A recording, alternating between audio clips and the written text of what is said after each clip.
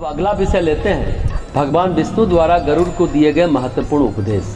इसमें मनुष्य योनि प्राप्ति की दुर्लभता का वर्णन, मनुष्य शरीर प्राप्त कर आत्म कल्याण के लिए सचेष्ट रहना, संसार की दुख रूपता तथा अनित्यता और ईश्वर की नित्यता का वर्णन, काल के द्वारा सभी के विनाश का प्रतिपादन, सत्संग और विवेक ज्ञान से मोक्ष की प्राप्ति, तत्व ज्ञान रूपी मोक्ष प्राप्ति के उपाय, गरुड़ पुराण की वक्तृ सूत्री परंपरा तथा गरुड़ पुराण का महात्म्य। गरुड़ ने कहा, हे दया के सागर, अज्ञान के कारण ही जीव की उत्पत्ति इस संसार में होती है। इस बात को मैंने सुन लिया, अब मैं मोक्ष के सनातन उपाय को सुनना चाहता हूँ। हे देव देवेश शरणागत वत्सल प्रभो, सभी प्रकार के दुखों से मलिन बनाए गए इस दुस्तर आसार संसार में नाना प्रकार के शरीरों में प्रविष्ट जीवों की अनंत राशियाँ, वो इसी संसार में जन्म लेती है और इसी में मर जाती है, किंतु उनका अंत नहीं होता है। वे सदैव दुख से व्याकुल ही रहती है, यहाँ कहीं कोई भी सुखी नहीं है। हे मोक्षदाता स्वामिन, वे किस उपाय से मुक्त हो सकती है, उसको आप मुझे बताने की कृपा करें। श्री भगवान ने कहा, हे तार्क्ष, जो तुम मुझसे पूछ रहे हो, जिसको सुनने मात्र से ही मनुष्य संसार के आवागमन के चक्र से मुक्त हो जाता है, उसे मैं कह रहा हूँ, तुम सुनो। हे खगेश, इस जगत से परे पर ब्रह्म स्वरूप निरवयव सर्वज्ञ सर्वकर्ता सर्वेश निर्मल अद्वैत तत्व स्वयं प्रकाश आदि अंत से अनुपयोगी विकार शून्य परात्पर निर्गुण और सच्चिदानंद शिव हैं, उसी के अंश ये जीव है, जो अनादि अविद्या से वैसे ही आच्छादित है जैसे अग्नि में उसके अंश विस्फुलिंग स्थित है।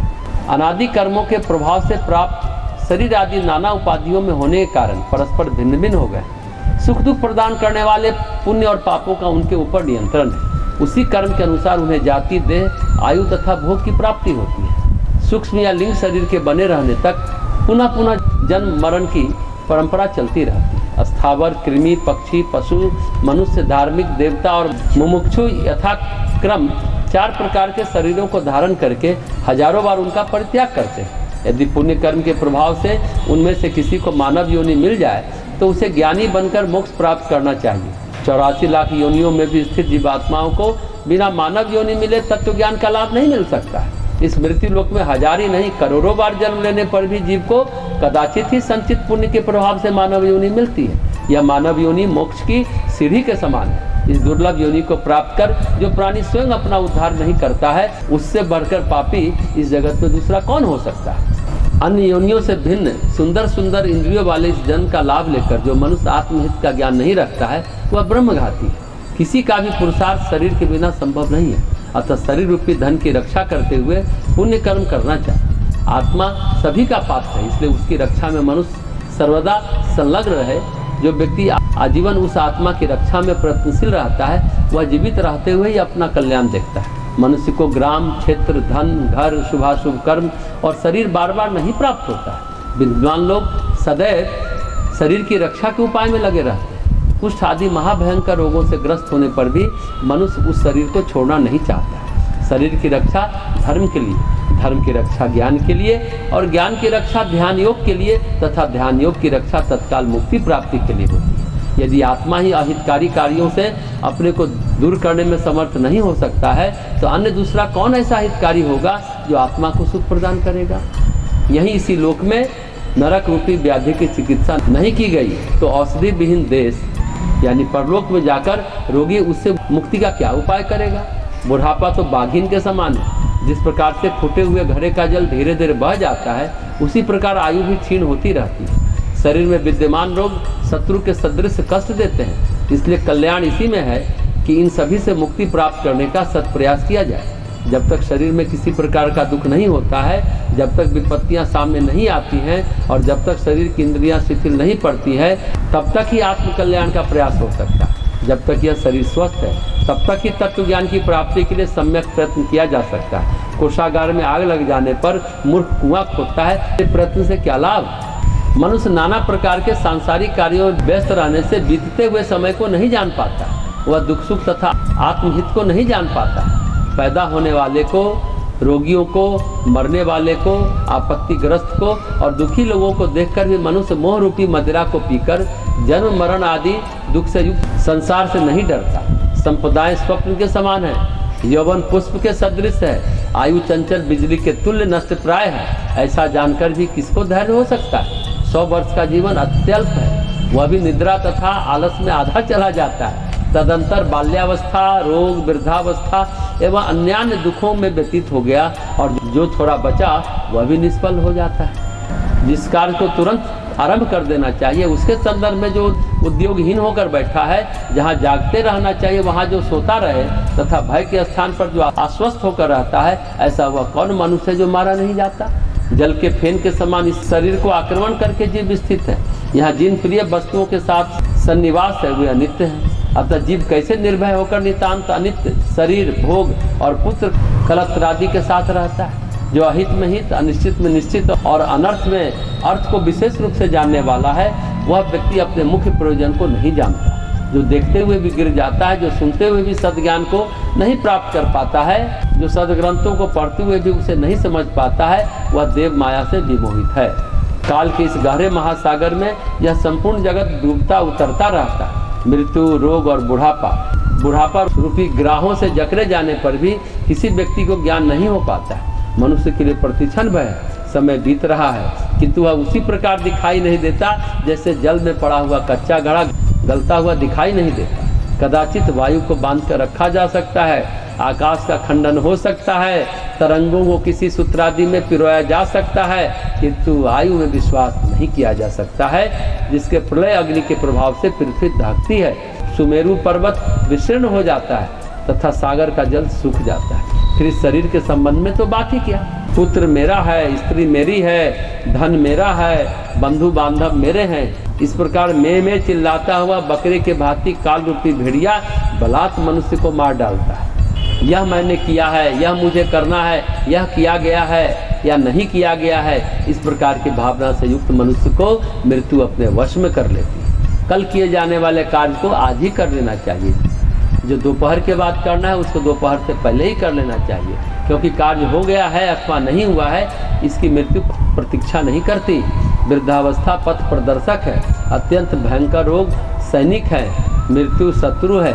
ऐसी विषम परिस्थिति में फंसा हुआ मनुष्य अपने रक्षक भगवान विष्णु को क्यों नहीं देखता है। तृष्णा रूपी सुई से छिद्रित, विषय रूपी घृत में डूबे, राग द्वेष रूपी अग्नि की आंच में पकाए गए मानव को मृत्यु खा लेती है। बालक, युवा, वृद्ध और गर्भ में स्थित सभी प्राणियों को मृत्यु अपने में समाहित कर लेती है। ऐसा है यह जगत। यह जीव अपने शरीर को भी छोड़कर यमलोक चला जाता है, तो भला स्त्री, माता पिता और पुत्रादि जो संबंध है वह किस कारण से प्रेरित होकर बनाया गया है। संसार दुख का मूल है, वह किसका होकर रहा, अर्थात इसकी ओर जिसका मन अधिक रम गया है वही दुखित है। जिसने इस सांसारिक व्यामोह का परित्याग कर दिया है वह सुखी है। इसके अतिरिक्त कहीं पर भी अन्य कोई दूसरा सुखी नहीं है। यह जगत सभी दुखों का जनक, समस्त आपदाओं का घर तथा सब प्रकार के पापों का आश्रय है। अतः क्षण भर में ही मनुष्य को इसका त्याग कर देना चाहिए। लौह और काष्ठ जाल में फंसा हुआ पुरुष मुक्त हो सकता है, किंतु पुत्र एवं स्त्री के मोह जाल में फंसा हुआ वह कभी मुक्त नहीं हो सकता। मनुष्य मन को प्रिय लगने वाले जितने पदार्थों से अपना संबंध स्थापित करता जाता है, उतनी शोक की कीलें उसके हृदय में चुभती जाती हैं। विषय का आहार करने वाले, देह स्थित तथा सभी प्रकार के अशेष सामर्थ्य से वंचित कर देने वाले जिन इंद्रिय रूपी चोरों के द्वारा लोग विनष्ट हो रहे हैं, यह बड़े कष्ट की बात है। जैसे मांस के लोभ में फंसी हुई मछली बंसी के कांटे को नहीं देखती है, वैसे ही सुख के लालच में फंसा हुआ शरीर यम की बाधा को नहीं देखता है। हे खगेश, अपने हित अहित को न जानते हुए जो नित्य कुपथगामी हैं, जिनका लक्ष्य मात्र पेट भरना है, वे मनुष्य नारकीय प्राणी।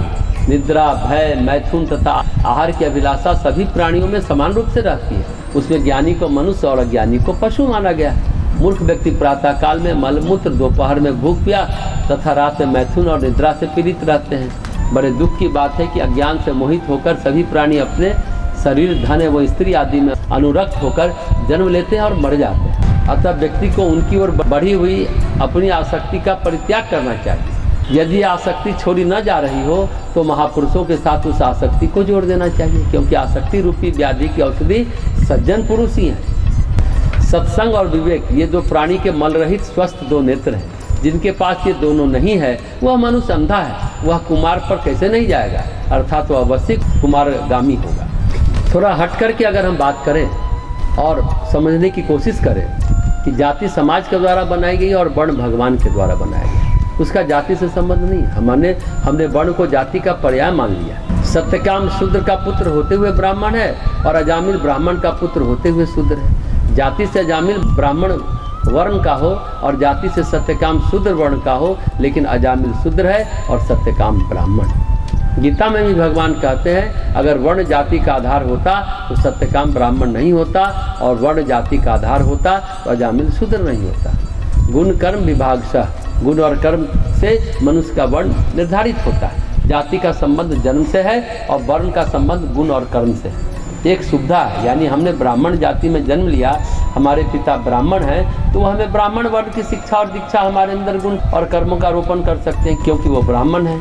यह आसानी से हो जाती है। ब्राह्मण में जन्म लेने वाला ब्राह्मण गुण को प्राप्त कर सकता है। अगर गुण कर्मों का आरोपण करने में अपने ही पुत्र में सक्षम होते हैं तो ब्राह्मण वर्ण का हो जाएगा, अगर नहीं होते हैं तो नहीं होगा। जैसे वैश्य अपनी दुकानदारी, अपना व्यापार अपने पुत्र को सिखा देता है तो वैश्य का बेटा वैश्य हुआ, लेकिन वैश्य का पुत्र अगर जूते का व्यापार करता है तो वह शूद्र हो जाता है। आप क्या सिखाते हैं, आप क्या आरोपण करते हैं? वैश्य अपना वर्ण और जाति एक साथ करते हैं कि वही व्यापार सिखाते हैं। अपने अपने वर्णाश्रम धर्म को मानने वाले सभी मानव दूसरे के धर्म को नहीं जानते हैं, किंतु वे दम के वशीभूत हो जाए तो अपना ही नाश करते हैं। व्रताचार्य आदि में लगे हुए प्रयासरत कुछ लोगों से क्या बनेगा, क्योंकि अज्ञान से स्वयं अपने आत्म तत्व को ढके हुए लोग प्रचारक बनकर देश देशांतर में विचरण करते हैं। नाम मात्र से स्वयं संतुष्ट कर्मकांड में लगे हुए मनुष्य तथा मंत्रोच्चार एवं होम आदि से युक्त याज्ञिक यज्ञ विस्तार के द्वारा भ्रमित है। मेरी माया से विमोहित मूढ़ लोग शरीर को सुखा देने वाले एक भक्त तथा उपवास आदि नियमों से अपने पुण्य रूप अदृष्ट की कामना करते हैं। शरीर की ताड़ना मात्र से अज्ञानी जन क्या मुक्ति प्राप्त कर सकते हैं? क्या बामी को पीटने से महाविषधारी सर्प मर सकता है? यह कदापि संभव नहीं। जटाओं के भार और मृग चर्म से युक्त वेश धारण करने वाले दाम्भिक ज्ञानियों की भांति इस संसार में भ्रमण करते हैं और लोगों को भ्रमित करते हैं। लौकिक सुख में आसक्त मैं ब्रह्मा को जानता हूँ, ऐसा कहने वाले कर्म तथा ब्रह्म इन दोनों से भ्रष्ट दम्भी एवं ढोंगी व्यक्ति का अंत्यज के समान परित्याग कर देना चाहिए। घर को वन के समान मानकर निर्वस्त्र और लज्जा रहित जो साधु गधे आदि अन्य पशुओं की भांति जगत में घूमते रहते हैं, क्या वे विरक्त होते हैं? कदापि नहीं। यदि मिट्टी भस्म तथा धूल का लेप करने से मनुष्य मुक्त हो सकता है, तो क्या मिट्टी और भस्म में ही नित्य रहने वाला कुत्ता मुक्त नहीं हो जाएगा? वनवासी तापस जन घास फूस पत्ता तथा जल का ही सेवन करते हैं, क्या इन्हीं के समान वन में रहने वाले सियार चूहे और मृग आदि जीव जंतु तपस्वी हो सकते हैं? जन्म से लेकर मृत्यु पर्यंत गंगा आदि पवित्रतम नदियों में रहने वाले मेढक या मछली आदि प्रमुख जलचर प्राणी योगी हो सकते हैं? कबूतर, शिलाहार और चातक पक्षी कभी भी पृथ्वी का जल नहीं पीते हैं, क्या उनका व्रती होना संभव है? अतः ये नित्यादि कर्म लोक रंजन के कारक हैं। हे खगेश्वर, मोक्ष का कारण तो साक्षात तत्व ज्ञान है। हे खगेश्वर, षट दर्शन रूपी महाकूप में पशु के समान गिरे हुए मनुष्य पास से नियंत्रित पशु की भांति परमार्थ को नहीं जानते। वेद शास्त्र आदि के महासमुद्र में इधर उधर से अनुमान लगाने वाले इस षट दर्शन रूपी तरंग से ग्रस्त होकर कुतर्की बन जाते हैं। जो वेद और पुराण का ज्ञाता परमार्थ को नहीं जानता, उस कपटी का सब कथन कौवे का काव काव ही है। यह ज्ञान है, यह जानने के योग्य है। ऐसी चिंता से भली भांति बेचैन तथा परमार्थ तत्व से दूर प्राणी दिन रात शास्त्र का अध्ययन करता है। वाक ही छंद है और उस छंद से गुम्फित काव्य में अलंकार सुशोभित होता है। इस चिंता से दुखित मूर्ख व्यक्ति अत्यधिक व्याकुल हो जाता है। उस परम तत्व का अनर्थ ही अर्थ है, किंतु लोग उसका दूसरा अर्थ लगाकर दुखित होते हैं। शास्त्रों का सद्भाव कुछ और ही है, किंतु वे उसकी व्याख्या उससे भिन्न ही करते हैं। उपदेश आदि से रहित कुछ अहंकारी व्यक्ति उन्मनी भाव की बात कहते हैं, किंतु स्वयं उसका अनुभव नहीं करते हैं। वे वेद शास्त्रों को पढ़ते हैं और परस्पर उसको जानने का प्रयास करते हैं, किंतु जैसे कलछी पाक का रसास्वाद नहीं कर पाती है, वैसे ही वे परम तत्व को नहीं जान पाते। सिर्फ पुष्पों को ढोता है, परंतु उसकी सुगंध का अनुभव नासिका ही करती है। बहुत से लोग वेद शास्त्र पढ़ते हैं, किंतु उनके भाव को समझने वाला दुर्लभ है। अपने ही भीतर विद्यमान उस परम तत्व को न पहचान कर मूर्ख प्राणी शास्त्रों में वैसे ही व्याकुल रहता है। जैसे कछार में आए हुए बकरी या भेड़ के बच्चे को एक गोप कुएं में खोजता है। सांसारिक मोह को विनष्ट करने में शब्द ज्ञान समर्थ नहीं है, क्योंकि दीपक की वार्ता से कभी अंधकार को दूर नहीं किया जा सकता। बुद्धि रहित व्यक्ति का पढ़ना वैसे ही है जैसे अंधे के हाथ में दर्पण है। अतः प्रज्ञावान पुरुषों के द्वारा अधिक शास्त्र तत्व ज्ञान का लक्षण है। यह ज्ञान है, यह जानने के योग्य है। ऐसे विचारों में फंसा हुआ मनुष्य जब सब कुछ जानने की इच्छा करता है, किंतु हजार दिव्य वर्षों तक पढ़ने पर भी वह शास्त्रों का अंत नहीं समझ पाता है। शास्त्र तो अनेक हैं, किंतु आयु बहुत ही कम है और उसमें भी करोड़ों विघ्न बाधाएं हैं। इसलिए जल में मिले हुए क्षीर को जैसे हंस ग्रहण कर लेता है, वैसे ही उनके सार तत्व को ग्रहण करना चाहिए। हे तार्क्ष, वेद शास्त्रों का अभ्यास करके जो बुद्धिमान व्यक्ति उस परम तत्व का ज्ञान प्राप्त कर लेता है, उसको उन सभी का परित्याग करना चाहिए जिस प्रकार एक धान्यार्थी पुरुष धान ग्रहण कर लेता है और पुआल को फेंक देता है। जैसे अमृत के पान से संतृप्त प्राणी का भोजन से कोई सरोकार नहीं रह जाता है, वैसे ही तत्व को जानने वाले विद्वान का फिर शास्त्र से कोई प्रयोजन नहीं रह जाता। हे विनीता आत्मज, वेदाध्ययन से मुक्ति संभव नहीं है और न तो शास्त्र को पढ़ने से वह प्राप्त हो सकता है। वह केवल ज्ञान से ही सुलभ है, किसी अन्य साधन से नहीं। आश्रम उस मोक्ष का कारण नहीं हो सकता है, दर्शन भी उसकी प्राप्ति के कारण नहीं है। वैसे ही सभी कर्मों को उसका कारण नहीं मानना चाहिए, उसका कारण ज्ञान है। मुक्ति देने वाली गुरु की एक वाणी है, अन्य सभी विद्याएं विडंबना करने वाली। हजार शास्त्रों का भार सिर पर होने पर भी प्राणी को तो संजीवन देने वाला वह परम तत्व अकेला ही है। सभी प्रकार की क्रियाओं से रहित वह अद्वैत शिव तत्व कहा गया, उसको गुरु के मुख से प्राप्त करना चाहिए।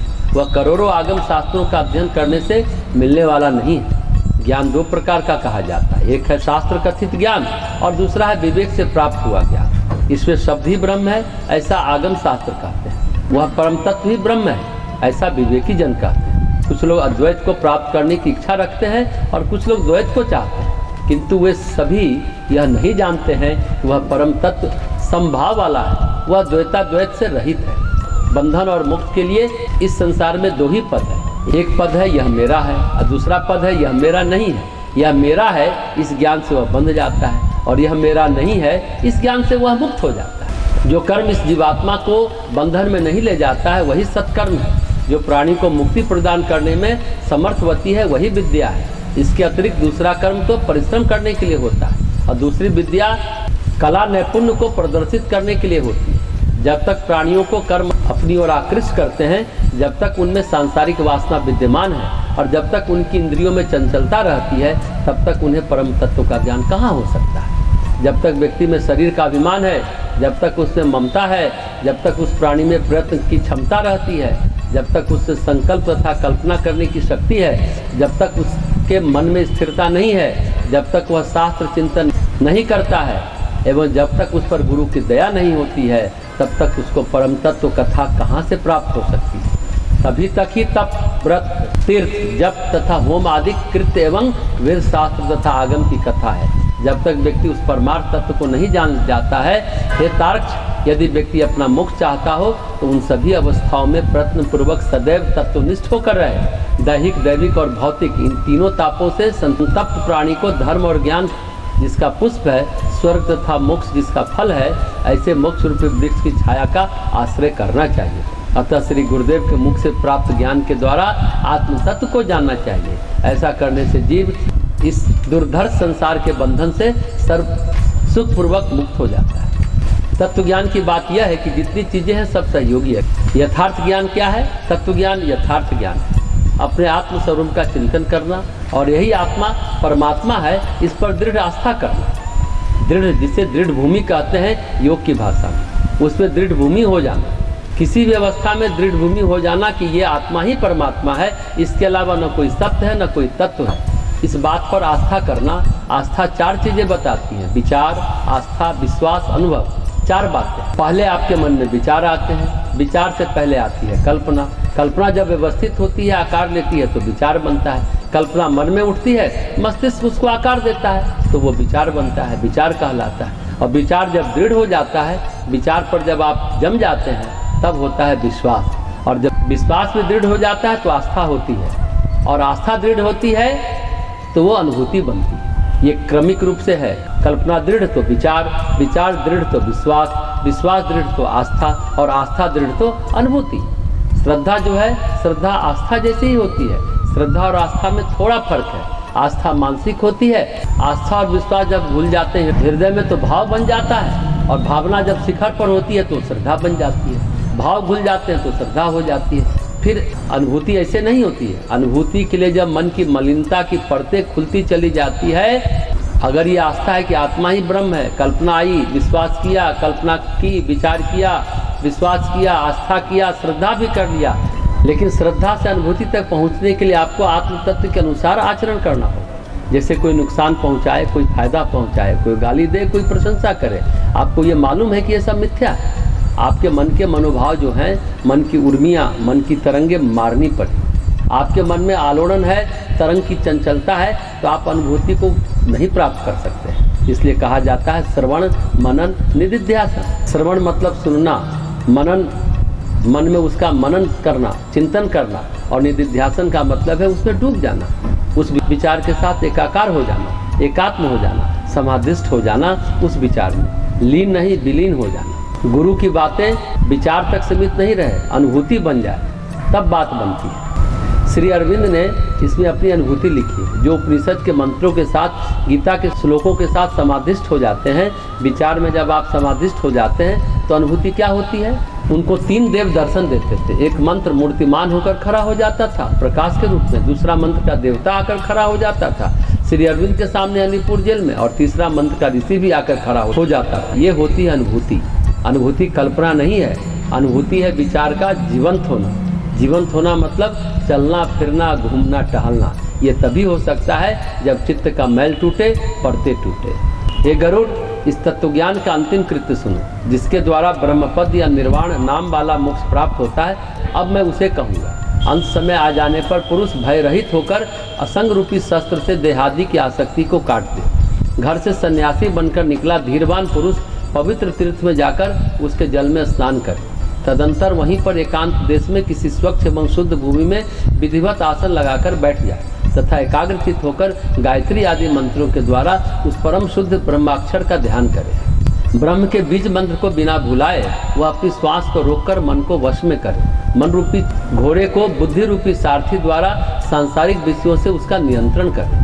अन्य कर्मों से मन को रोककर बुद्धि के द्वारा शुभ कर्म में मन को लगाए। मैं ब्रह्म हूँ, मैं परम धाम हूँ, मैं ही ब्रह्म हूँ, परम पद मैं ही हूँ। इस प्रकार की समीक्षा करके आत्मा को निष्कल आत्मा में प्रविष्ट करना चाहिए। जो मनुष्य ओम इस एकाक्षर ब्रह्म का जप करता है वो अपने शरीर का परित्याग कर परम पद प्राप्त करता है। ओमित्यकाक्षरम ब्रह्म व्याहरण माँ मनुस्मरण यह प्रयाति त्यजन देहम स याति परमाम गति। यह गरुड़ पुराण का श्लोक है और यह भगवत गीता के भी हूबहू श्लोक है। 8वें अध्याय का 13वां श्लोक भगवत गीता में है, पर गीता पहले है, गरुड़ पुराण बाद में। इसलिए गीता में पहले आया, फिर गरुड़ पुराण में आया। जहाँ ज्ञान वैराग से रहित अहंकारी प्राणी नहीं जाते हैं, वहाँ सुधी जन जाते हैं। उनके विषय में अब तुम्हें बताता हूँ। मान मोह से रहित, आसक्ति दोष से परे, नित्य अध्यात्म चिंतन में दत्तचित्त, सांसारिक समस्त कामनाओं से रहित और सुख दुख नामक द्वंद्व से मुक्त जो ज्ञानी पुरुष है वही इस भव्य पद को प्राप्त करते हैं। निर्गत मोहा जित संग दोषा अध्यात्म नित्या विनिवृत्त कामा द्वंद्वैर विमुक्ता सुख दुख संगैर गच्छन्ते मूढ़ा पदम व्ययम तत्व। ये भी गरुड़ पुराण के श्लोक है और भगवत गीता के 15वें अध्याय का 5वां श्लोक है। इसलिए गीता में पहले आया, फिर गरुड़ पुराण में आया। तो जो व्यक्ति ज्ञान रूपी द्वंद्व में राग द्वेष वाले नाम वाले मल को दूर करने वाले सत्य रूपी जल से भरे हुए मानस तीर्थ में स्नान करता है, उसी को मोक्ष प्राप्त होता है। भगवान आगे कहते हैं, प्रौढ़ वैराग्य में स्थित होकर अनन्य भाव से जो मनुष्य मेरा भजन करता है वह पूर्ण दृष्टि वाला प्रसन्न आत्मा व्यक्ति मोक्ष प्राप्त करता है। घर छोड़कर मरने की अभिलाषा से जो तीर्थ में निवास करता है और मुक्ति क्षेत्र में मरता है उसे मुक्ति प्राप्त होती है। अयोध्या, मथुरा, माया, काशी, कांची, अवंतिका तथा द्वारका ये 7 पुरियां मोक्ष प्रदा है। हे तार्क्ष, ज्ञान वैराग से युक्त यह सनातन मोक्ष धर्म ऐसा ही है। इसको तुम्हें सुना भी दिया है। दूसरा प्राणी भी ज्ञान वैराग पूर्वक इसको सुनकर मोक्ष प्राप्त करता है। सत्वज्ञ मोक्ष प्राप्त करते हैं, धर्मनिष्ठ स्वर्ग जाते हैं, पापी नरक में जाते हैं। पक्षी आदि इसी संसार में अन्य योनियों में प्रविष्ट होकर घूमते रहते हैं। तो सूत जी ने कहा, हे महर्षियों, अपने प्रश्न के उत्तर के रूप में भगवान के मुख से इस प्रकार सिद्धांत को सुनकर प्रसन्न शरीर वाले गरुड़ ने जगदीश्वर को प्रणाम किया और कहा, प्रभु, आपके इन आह्लादकारी वचनों से मेरा बहुत बड़ा संदेह दूर हो गया। ऐसा कहकर उन्होंने भगवान विष्णु से जाने की आज्ञा ली और वे कश्यप जी के आश्रम में चले गए। हे ब्राह्मणों, जिस प्रकार प्राणी मृत्यु के बाद तत्काल दूसरी योनि में चला जाता है अथवा जैसे वह विलंब से देहांतर को प्राप्त करता है, इन दोनों बातों में परस्पर कोई विरोध नहीं है। हे तात, जैसा मैंने भगवान से सुना है वैसा ही मैंने आपको सुना दिया। लक्ष्मीपति भगवान नारायण के इन वाक्यों को सुनकर मरीच पुत्र कश्यप भी बहुत प्रसन्न हुए। ब्रह्मा से इस महापुराण को सुनकर मैंने आप लोगों को भी वही सुनाया है, इससे आप सभी का संदेह भी दूर हो गया। गरुड़ के द्वारा कहा गया यह महापुराण बड़ा ही विचित्र है। इस महापुराण को गरुड़ ने हरि से प्राप्त किया था, उसके बाद गरुड़ से भृगु को प्राप्त हुआ, तदंतर भृगु से वशिष्ठ, वशिष्ठ से वामदेव, वामदेव से पराशर मुनि से व्यास और व्यास से मैंने इसे सुना है। हे ऋषियों, मेरे द्वारा अब आप सबको परम गोपनीय यह वैष्णव पुराण सुनाया गया। जो मनुष्य इस महापुराण को सुने या जो इसको पढ़े वह इस लोक और परलोक सभी में सुख प्राप्त करता है। संयमनी पुरी में जाते हुए प्रेत को जो दुख प्राप्त होता है उसका जैसा निरूपण इस महापुराण में किया गया है। इसे सुनने से जो पुण्य होता है उससे कारण वह प्रेत मुक्त हो जाता है। इस महापुराण में कहे गए कर्म विपाक आदि को सुनने से मनुष्य को यहीं पर वैराग्य प्राप्त हो जाता है। अतः जिस प्रकार से हो सके प्राणी को इसे अवश्य सुनना चाहिए। हे जितेंद्रिय ऋषियों, आप लोग मुनीष भगवान श्री कृष्ण का भजन करें, जिनके मुख से निकली हुई सुधासार की धारा के मात्र एक वर्ण रूपी सीकर को श्रुति पूरक रूपी चिल्लू से पीकर परमात्मा के साथ ऐक्य प्राप्त हो जाता है। व्यास जी ने कहा, इस प्रकार सूत के मुख से निकली हुई समस्त शास्त्रों के अर्थ से सुशोभित भगवान विष्णु की वाणी का अमृत पान करके ऋषिगण परम संतुष्ट हुए। परस्पर उन लोगों के बीच सर्वार्थदर्शी सूत जी महाराज की प्रशंसा होने लगी। शौनक आदि ऋषियों को भी अत्यंत प्रसन्नता हुई। सूत जी के द्वारा कही गई पक्षीराज गरुड़ के संदेहों को विनष्ट करने वाली भगवान विष्णु की वाणी को सुनकर जितेंद्रिय मुनिराज शौनक ने मन ही मन अपने को धन्य माना। उस समय अपनी उदार वाणी से उन मुनियों ने जो सूत जी को बार बार धन्य है, आप धन्य है कहकर धन्यवाद दिया। तदंतर यज्ञ समाप्त होने पर उन्हें विदाई दी। ये गरुड़ महापुराण बड़ा ही पवित्र और पुण्यदायक है। यह सभी पापों का विनाशक एवं सुनने वालों की समस्त कामनाओं का पूरक है। इसका सदैव श्रवण करना चाहिए। इस महापुराण को सुनने के बाद वाचक को सैया आदि सभी प्रकार के विधिवत दान देने का विधान है, अन्यथा कथा सुनने का लाभ उन्हें प्राप्त नहीं होता। श्रोता को सर्वप्रथम इस महापुराण की पूजा करनी चाहिए। उसके बाद वस्त्र, अलंकार, गौ तथा दक्षिणा आदि से वाचक की ससम्मान पूजा करनी चाहिए। अधिक पुण्य लाभ के लिए अधिकाधिक अन्नदान, स्वर्णदान और भूमि दान से वाचक की पूजा करनी चाहिए। जो मनुष्य इस महापुराण को सुने या जैसे भी हो वैसे इसका पाठ करे तो वह प्राणी यमराज की भयंकर यातनाओं को तोड़कर निष्पाप होकर स्वर्ग को प्राप्त करता है। तो इस प्रकरण में दो बातें कही गई, एक बात है धर्म की, एक बात है मोक्ष की। धर्म जो है वो कर्म से होता है। श्रेष्ठ कर्म, सुकर्म, सत्कर्म, शुद्ध कर्म, अच्छे भाव, अच्छे विचार, ये धर्म कहलाता है। धर्म का दायरा पुण्य तक है, इसलिए चार पुरुषार्थ कहे गए, अर्थ, धर्म, काम और मोक्ष। जैसे आपने अर्थ प्राप्त किया, कमाया, उससे अपनी कामनाएं पूरी की। तीसरे चरण में आपको सिर्फ कामनाएं नहीं, धर्म भी करना चाहिए, मतलब सत्कर्म करना चाहिए।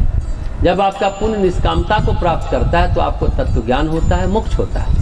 गरुड़ पुराण ने यही कहा, धर्म कार्यों से मोक्ष नहीं होता है। धर्म कार्यों से जो पुण्य विकसित होता है उससे आपके चित्त की मलिनता हटती है, उससे तत्व ज्ञान होता है, उससे मोक्ष होता है।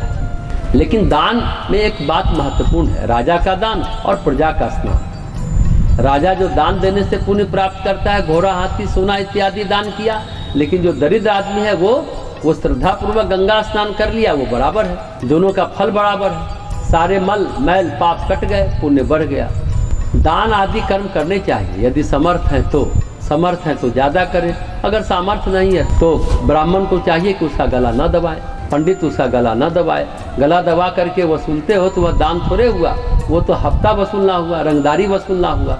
वो काम नहीं करना चाहिए पंडित जी को। पंडितों के लिए, ब्राह्मणों के लिए बहुत विशेष है, बहुत सूत्र वाक्य है, असंतुष्टा द्विजा नष्टा। असंतुष्ट ब्राह्मण नष्ट हो जाते हैं। ब्राह्मण को 1 रुपया दे, चाहे 1 करोड़ रुपया दे या न दे, ब्राह्मण का धर्म है कि वह आशीर्वाद देकर ही विदा हो। असंतुष्टा द्विजा नष्टा।